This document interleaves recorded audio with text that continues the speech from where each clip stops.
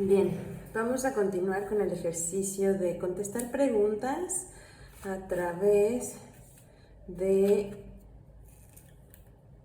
lecturas con Milorad Pavic, del último amor en Constantinopla. Elige bien para cada pregunta tu anillo, tu respuesta, tu carta. En la número 1 tenemos un jade con cobre, este anillito. En la número 2 tenemos un cristal con cobre. Este parece una especie de chicle de menta con cobre tejido. Todos estos anillos los hago yo, por cierto. Y en tercer lugar tenemos un cuarzo pintado y tejido en punto peruano con cobre rosa. Entonces, si ya elegiste tu opción, vamos a empezar. Bien, los enamorados es tu respuesta. Si elegiste el anillo de jade, vamos allá.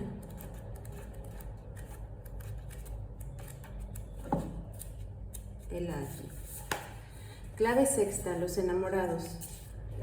Cuando en 1797 Rastina Brunswick regresó del frente de Sremski-Karlovci porque el capitán Opujik no podía andar llevándola de batalla en batalla, buscó enseguida a Jeremija Kaloperovic, su antiguo novio. Este tenía una cicatriz en la mano hecha por el fusil del difunto Paumije Teneki y pequeñas estrellas canosas en la barba.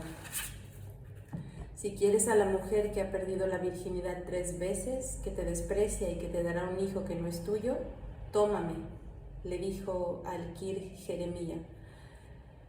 Él pensó que el dolor propio es solo un eco del dolor ajeno y la tomó. Y así Rastina Brunswick se casó en Karlovci y se instaló en la espaciosa casa de Kaloperovic, en el callejón del azúcar. Tuvo primero un hijo, Arsenije, y luego una hija, Dunja. El marido de Rastina jamás dio muestras de enojo, solo que a veces las frases se le atropellaban de un modo extraño cuando hablaba. De hecho, siempre quería decir 2 cosas a la vez. Les contaba a sus hijos que en el mar había peces que soportaban solo una cierta cantidad de sal en el agua. Si el agua contenía más, los peces se mareaban. Eso es lo que nos pasa a nosotros, pues la felicidad del hombre es como la sal, si es demasiada marea.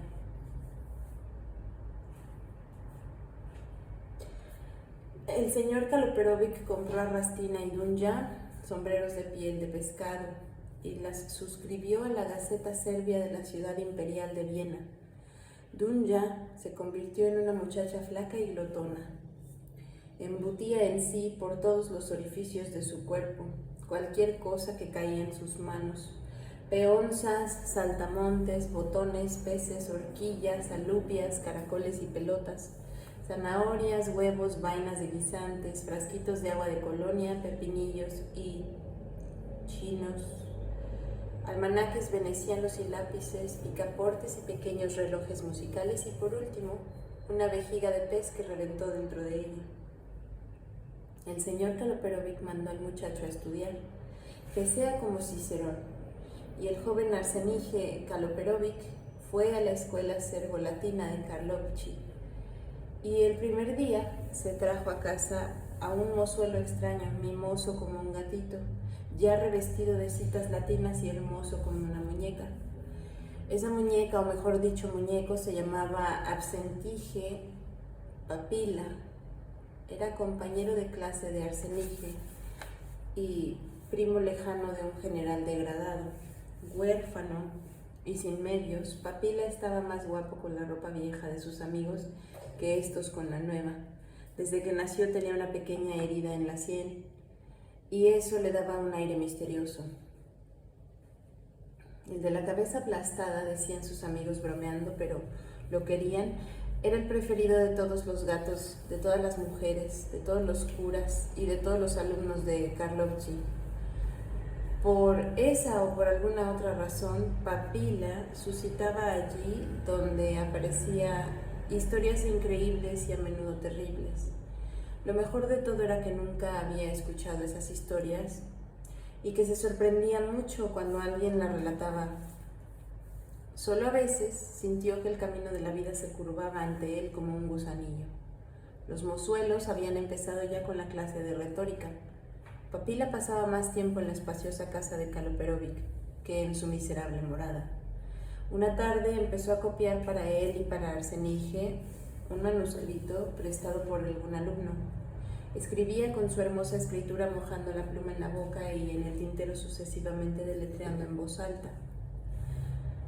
Praecepta artis oratoriae in tres partes digesta et juventuti illyricos raciante tradita ac explicata in collegio slavono latino carloviciensi anno domini.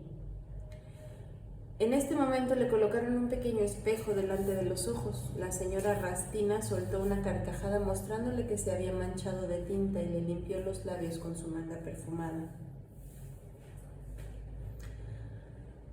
¿Quieres enseñarnos latín a Dunya y a mí? Los días se nos hacen muy largos. Quiero, dijo Papila, si me lleváis al teatro a Timisoara y si el señor Jeremía quiere encargar algún libro para mí.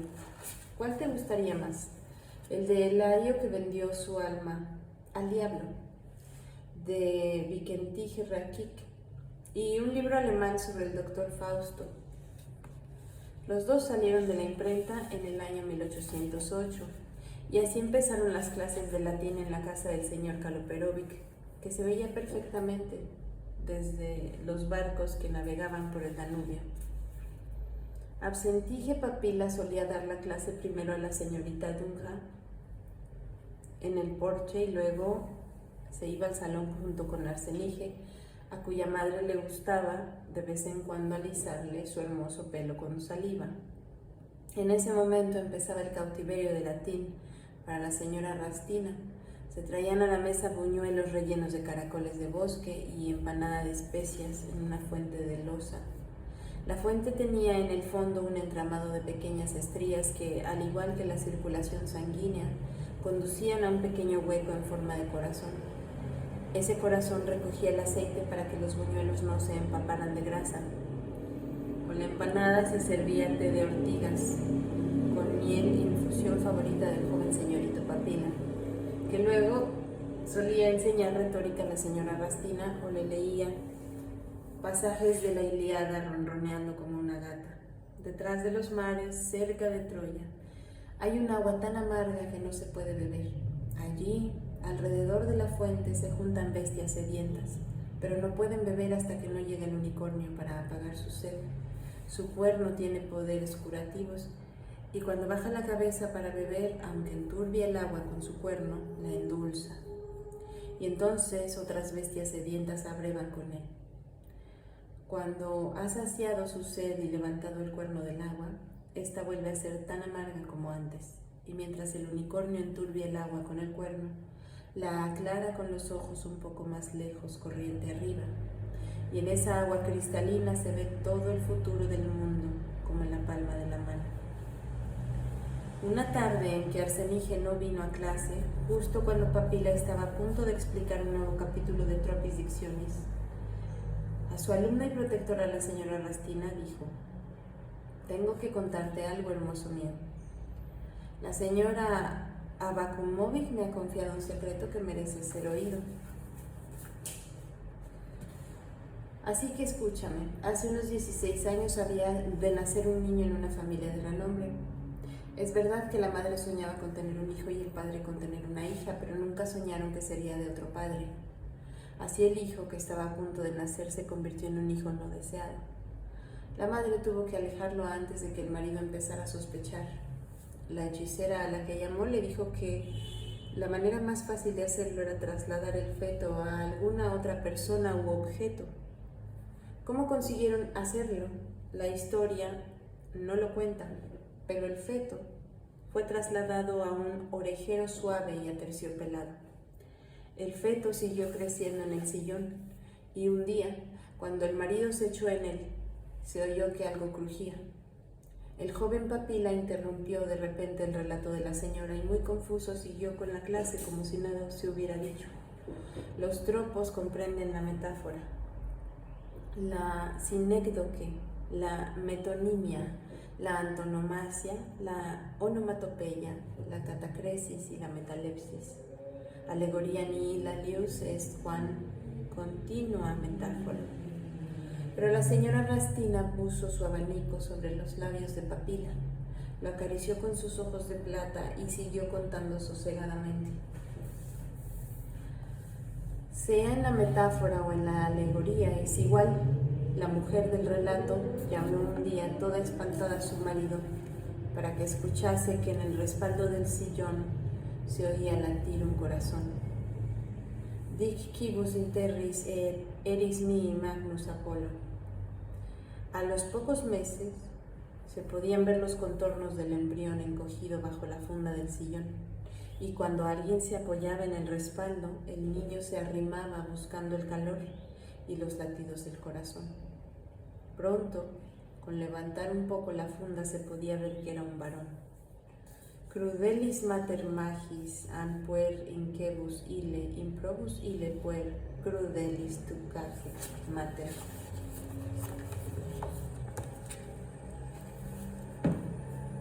Con estas palabras y el espanto en su alma, el desquiciado Absentije intentaba reanudar sus inútiles enseñanzas cuando la señora Rastina terminó súbitamente el relato. Por fin rasgaron el respaldo y en el sillón te encontraron a ti, Absentije Papila. Al oír estas palabras, Absentije Papila se estremeció, gritó y se echó en los brazos abiertos de la señora Rastina, que lo protegió de terribles pensamientos, estrechándolo contra su pecho y trasladándolo directamente del respaldo del relato a su lecho. En Karlovci, en esos días, en 1813, la luna tenía el forro verde. Hacía un viento que en lugar de los sombreros se llevaba los nombres y caían lluvias grasas y nutritivas. Miradlas, la señora Rastina charlaba en su ventana, que parecía un palanquín flotante de cristal, señalando a las mujeres que paseaban en el viento. Miradlas, cada una lleva su nombre entre las tetas. El primero que ponga allí la mano se llevará su nombre. Pero tened cuidado, sobre todo con las hermosas, les decía la señora Kaloperovic esos días a su hijo y a su amante, toda rebosante de felicidad por el inesperado retorno de la juventud. Tened cuidado con las del labio superior verde y el inferior púrpura, con aquellas sobre cuyos pendientes se posan los pájaros. Esas os darán de beber de su mano agua que ha tenido salvia en remojo durante una noche y hace olvidar a la madre. Mientras así hablaba, su hijo Arsenije miraba fijamente a su madre sin poderla reconocer, y ella miraba a Papila como si fuera un ángel.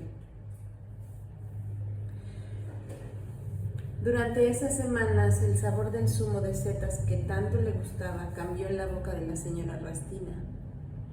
La canela adquirió el sabor del café y la señora Kaloperovic, que ya había escuchado su caballo de madera en la orilla de la noche y la oscuridad en la orilla de los nombres, se transfiguró. ¿Podrías visitarme alguna vez en sueños?, preguntó a su amante. No logro echar un polvo contigo en sueños y no puedo ya soñar con Arsenije. Unos días después le dijo por la mañana: anoche me diste un susto terrible en sueños. Viniste a hurtadillas con una linterna. Te llamé a mis sueños para que me acariciaras, pero quisiste matarme y con un sable de húsar. Para calmarla, el joven Papila le obsequió, con su sonrisa, de la que las mujeres de Karlovci susurraban que valía lo que un caballo de montar, y con un almohadón azul con 4 cascabeles en las orejas para que también se acordase de él mientras dormía. En el almohadón estaba escrito en latín con hilo de oro: cuando la señora Rastina se acuesta, los cascabeles suenan y los sueños brotan de ellos. Cuando la señora Rastina se levanta, los sueños vuelven a los cascabeles y la gata de la señora Rastina se desliza en el lecho.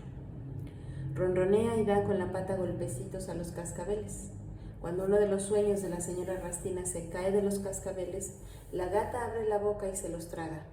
Pero es una comida demasiado fuerte y le hace daño. Entonces la gata se asusta de lo que se ha tragado. Deja de ronronear durante unos días y busca hierba de hisopo que cura el mordisco de serpiente. Esa hierba la cura también de los sueños de la señora Rastina. En la otra cara del almohadón estaba escrito: el nombre de la gata es Arsentige Papila. La señora Rastina llevaba orgullosa ese almohadón a su ventana, enamorada. Fijaba sus ojos de plata en Papila. Por él aprendió otra vez a andar con un candelabro sobre la coronilla con una vela encendida y después de muchos años volvió a sacar su clarinete de la caja negra adornada con nácar y terciopelo.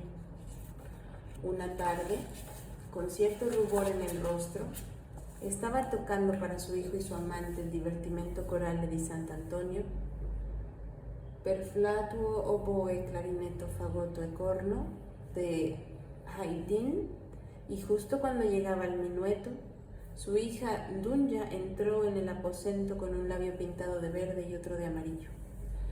La señora Rastina se atragantó, dejó de tocar y esa misma noche echó a hurtadillas una manta de piel de cabra en el lecho de su hija. Al día siguiente se fijó en su amante y notó que Arsentige tenía en la espalda rasguños del hirsuto pelo de cabra. Enloquecida por el miedo, acechó de noche a su hija hasta que la vio lavarse. Mirándola a través de la cortina, la señora Rastina pensó por un momento que un hombre nunca llegaría a saber lo que se siente cuando una mujer se lava, ni una mujer qué es lo que siente un hombre al sacudirse después de orinar. En ese momento observó en las rodillas de Dunja rasguños rojizos del pelo de cabra. Así llegó a saber más de lo que quería. Por furor e impotencia, se quedó en vela toda la noche y dio tantos pasos por la habitación como para llegar hasta Aslan caminando. Por la mañana llamó a su hijo, lo abrazó y se lo contó todo. Ambos lloraban abrazados cuando él se apartó de ella. Se fue al aposento donde Papila daba la clase de latín a su hermana y apuntándoles con 2 pistolas, los echó a ambos de casa. Bueno, una historia bastante convulsa de amor, desamor y traición. Vamos a la pregunta número 2. Concéntrate en tu pregunta y he aquí tu respuesta. Tu respuesta tiene que ver con el diablo. Vamos a ver. El diablo. Casi que quería hablar de ella. Las terceras 7 claves.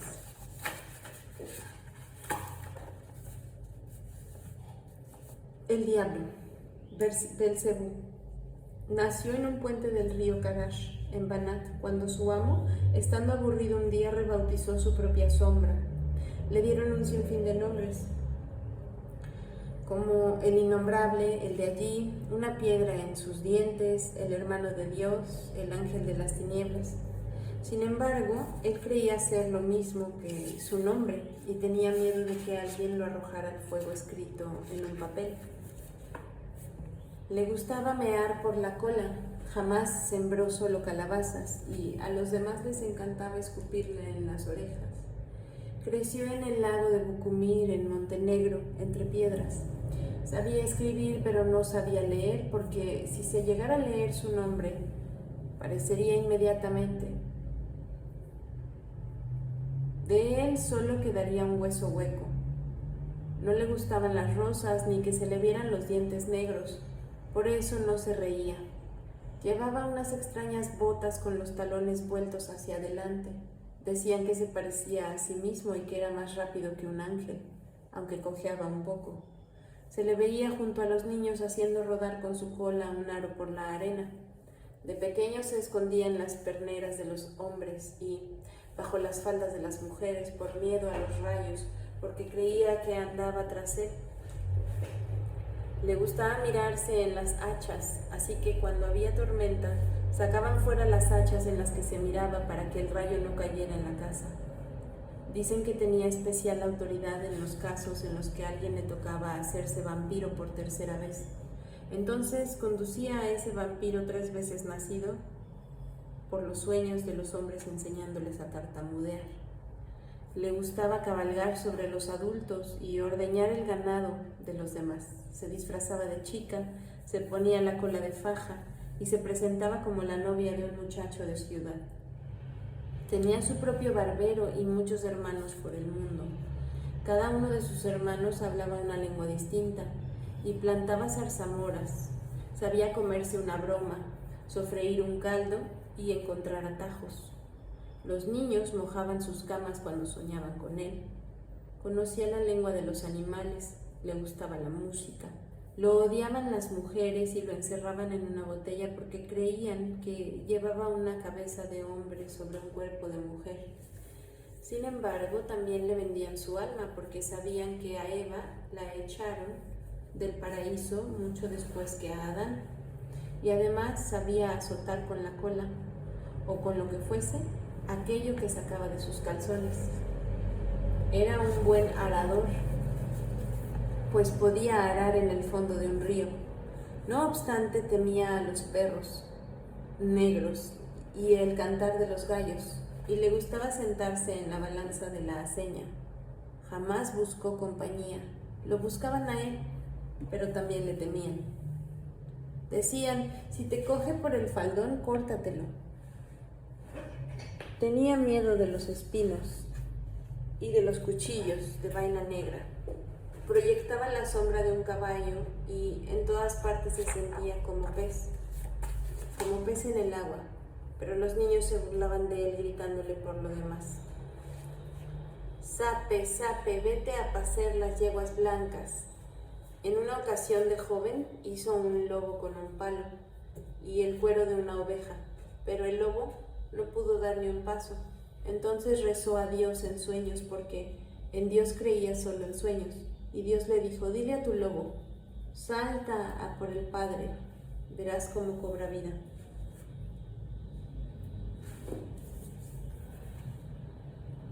Lo hizo y el lobo no lo despedazó por un pelo.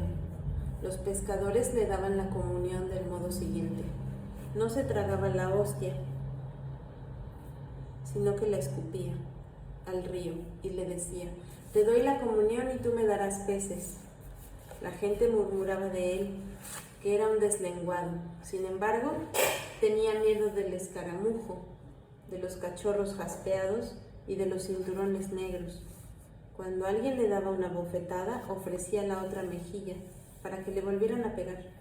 Pero los hombres sabían que no lo debían hacer jamás, y jamás se atrevieron, ni a darle 2 veces, porque nacerían 2 como él.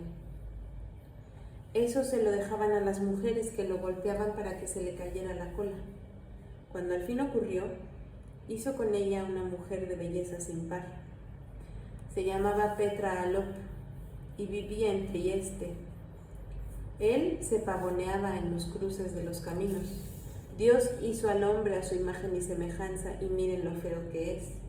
Yo hice a mi hermana de mi cola, y miren qué belleza. La tomó por mujer una noche tempestuosa.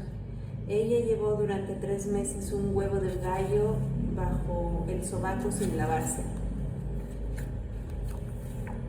Entonces del cascarón salió un niño con orejas de buey, parecido a su padre. ¿Cómo se parecen 2 gotas de agua? Aparte de ese hijo, Belcebú tuvo uno más. Era el padre de la mentira. No hizo nunca mal a quien odiaba, sino a sus parientes y a los que lo querían. Recopilaron su biografía en Nis Pavle-Sofric, la historia del diablo serbio, la voz diocesana de Nis.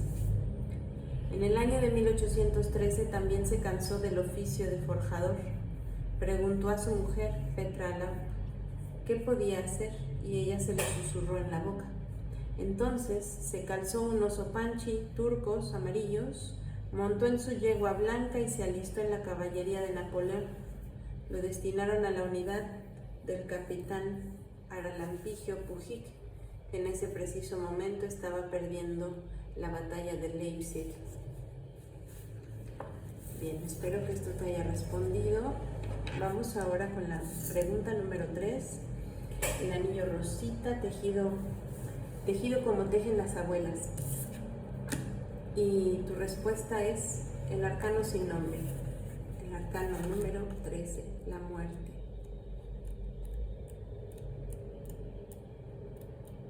Lo busco.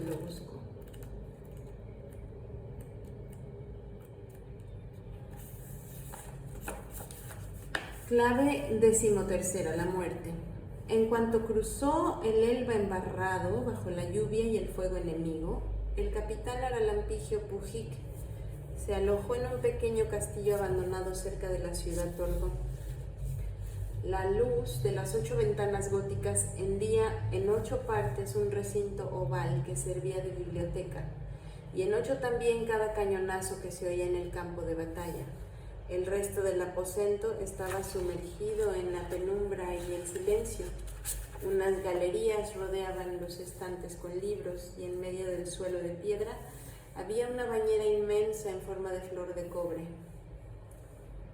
Repantigado como un oso en el agua caliente y salada, el capitán Aralampigio Pujic lavaba el barro y la sangre de su cuerpo y ronroneaba como una gata sorbiendo el té frío de ortigas con miel. Un ordenanza puso enseguida una balda sobre la bañera y sobre ella un mancillo. Con sus hábiles dedos trenzó la barba del capitán, puso la barba debajo y con el mancillo la golpeó para que escurriera y adquiriera buena forma. Luego puso una toalla blanca sobre la balda y sirvió al capitán Pujic una cena ligera. Primero un poco de queso, hecho con leche de mujer y cabra, remojado en aceite, con ensalada de tomates masculinos fálicos y cebollas, luego un poco de prosciutto y una copa de vino de Tokaj, de la bodega de los Vitovic. Amigos de Aralampige, el capitán había llevado consigo este vino desde Eger hasta Rusia y de vuelta por el Elba. En medio de la cena, el capitán Pujic espetó de repente, como si se tratase de una escopeta: De figuris sententiarum. ¿Cómo era? Y empezó a enumerar doblando los dedos de la mano izquierda: interrogatio, subjectio, anteoccupatio, correctio, dubitatio. ¿Cómo sigue? Por suerte, en la cabeza continúa creciéndonos el pelo y no la hierba, le dijo el capitán a su ordenanza. Brindemos por eso, mon cher, con una copa de Tokaj y leamos la Ilíada. A sus órdenes, respondió la ordenanza y leyó el título. La Ilíada. Detrás de los mares, cerca de Troya, hay un agua tan amarga que no se puede beber allí. Allí alrededor de la fuente se juntan bestias sedientas, pero no pueden beber hasta que no llegue el unicornio para apagar su sed. Su cuerno tiene poderes curativos, y cuando baja la cabeza para beber, aunque enturbia el agua con su cuerno, la endulza. Y entonces otras bestias sedientas abrevan con él. Cuando ha saciado su sed y levantado el cuerno del agua, esta vuelve a ser tan amarga como antes, y mientras el unicornio enturbia el agua con el cuerno, la aclara con los ojos un poco más, lejos corriente arriba, y en esa agua cristalina se ve todo el futuro del mundo como en la palma de la mano. También mi hermano, Helen Prijamusevic, vino muchas veces a esta agua y esperó con todas las bestias al unicornio. ¿De veras tienes un hermano?, interrumpió el capitán Pujic a la ordenanza, donde la bañera. Este no es mi hermano, monseñor. Es el hermano del hombre del libro. Entonces sigue leyendo. También mi hermano, Helen Prijamusevic, vino muchas veces a estas aguas y esperó con todas las bestias al unicornio. Una vez, mientras los demás abrevaban, Él se fijó en el lugar que los ojos del unicornio aclaraban. Entonces se desplegó ante él, pobre Pelagatos cobarde, un sinnúmero de disparates sin sentido. Los vio con tanta claridad que los colmaron.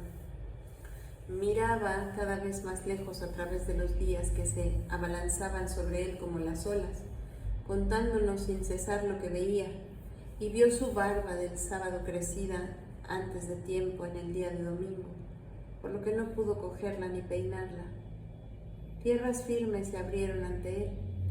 Las plantas por crecer empezaron a murmurar en su oído, y el sabor de las piedras empezó a borbotear en su boca. Contando los años solares, vio cómo la manzana del fuego de Eva y Adán se trasladaba a nuestra ciudad de Troya, y me vio a mí, su hermano París Pastirievich Alexander, más viejo de lo que soy, como clavo callado en el sombrero. Cambio los calcetines y me voy a Esparta para escribir sobre una mesa, con el dedo mojado en vino, una proposición de amor a la bella mujer de otro, de nombre Helena. Y luego vio cómo voy a raptar a esa mujer, como a una oveja, y traerla a nuestra ciudad de Troya, y cómo Troya aceptará por eso la manzana del fuego y arderá hasta los cimientos. ¿Cómo es que tienes tú el nombre de París Pastirievich?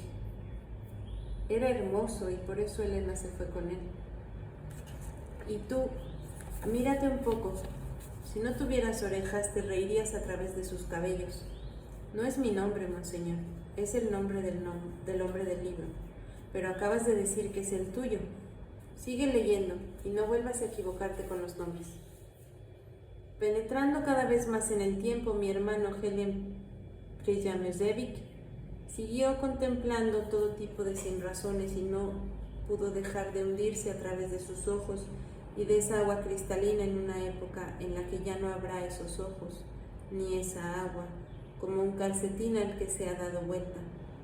Aprendió de las palmeras que lo que más duele es estar de pie, pero siguió de pie en la ventana de su muerte y vio a los cruzados en Constantinopla cargar en 1204 4 gordos caballos de bronce en galeras venecianas.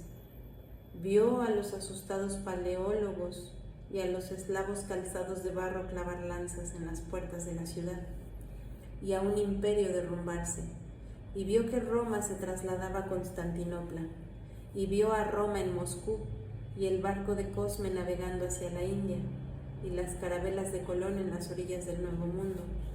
Vio a los turcos a las puertas de Viena, y a los franceses en Venecia, bajando los 4 caballos de Constantinopla de la iglesia de San Marcos. Y volvió a ver un imperio derrumbarse. Mientes. El Empire de Napoleón no se derrumba. Entonces, los nuestros bajaron esos caballos, ¿o no? Sigue leyendo y así veremos qué pasa. Y vio a los galos en Bielorrusia, hartos de carne de caballo, y la batalla de Leipzig, y a Napoleón en 2 islas. Menudas tonterías. ¿Cómo es que nuestro emperador está en una isla? ¿Y qué batalla es esa de Leipzig? Eso está cerca, a 2 pasos de aquí. No entiendo nada del futuro, nunca ha sido lo mío. Mi vocación no es el futuro, mi vocación es la muerte, de veras. Y desde las murallas de Troya, ese santo loco de mi hermano Helen Prejamesevich vio a Schliemann y también las nieves rojas de un octubre en Rusia, y vio la persecución de los judíos y la Blitzkrieg, y a los 4 en Yalta y a Stalin en 1948.